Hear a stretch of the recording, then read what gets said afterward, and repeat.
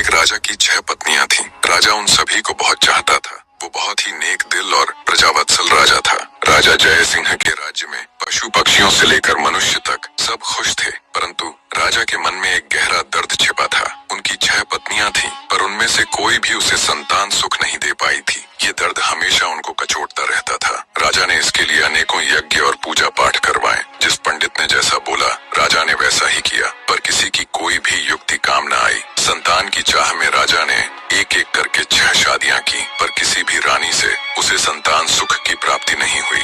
एक दिन राजा जय सिंह शिकार के लिए जंगल गए। वहाँ एक मृग का पीछा करते करते वो जंगल में दूर तक निकल गए। मृग तो भाग निकला, पर अब राजा भूख और प्यास से व्याकुल हो गया। तभी राजा के कानों में पानी के बहने की ध्वनि पड़ी। ध्वनि सुनते ही राजा की जान में जान आई। सोचा, जरूर आसपास ही कोई पानी का झरना है। भूख न सही, कम से कम प्यास तो मिटेगी। राजा ने ध्वनि की दिशा में तेजी से अपना घोड़ा दौड़ा दिया। जल्द ही राजा की आंखों के सामने एक बड़ा झरना था, पर जब राजा झरने के पास गया, तभी उसके कानों में एक स्त्री की आवाज पड़ी। अंधे हैं क्या? दिखाई नहीं देता एक लड़की स्नान कर रही है। भूख प्यास से व्याकुल राजा ने उस तरफ तो ध्यान ही नहीं दिया था। लड़की की आवाज सुन राजा चौंक गया। उसने तुरंत अपना मुंह फेर लिया और बोला, क्षमा करे देवी, मैं इस जंगल में बहुत देर से भूखा प्यासा भटक रहा हूँ, जिससे विचलित होने के कारण मैं आपको देख नहीं पाया। इतना कह राजा मुंह फेरे ही वहाँ से कुछ दूर चलकर खड़ा हो गया। कुछ ही पलों में वह लड़की स्नान से निवृत्त होकर राजा के पास आई। उसने सूखे वस्त्र धारण किए थे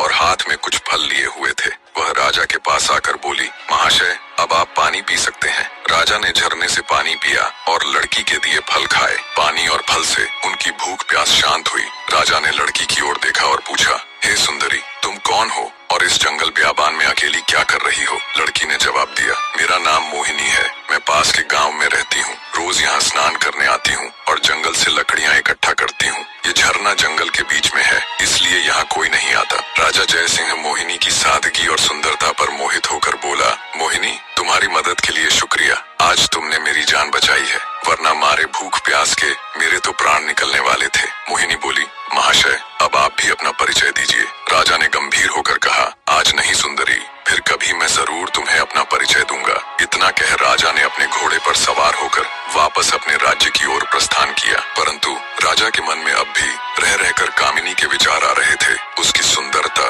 उसकी सादगी, उसकी मधुर आवाज, सब कुछ राजा के मन में गहराई तक उतर गया था। महल में लौटने के बाद भी राजा के मन में वो ही सब चल रहा था। राजा को समझ नहीं आ रहा था कि 6 रानियों के होते हुए भी वह उस अनजान युवती के प्रति इतना आकर्षित क्यों है। कुछ सोचकर राजा अपने भरोसेमंद वजीर गौरीनाथ के पास जाता है।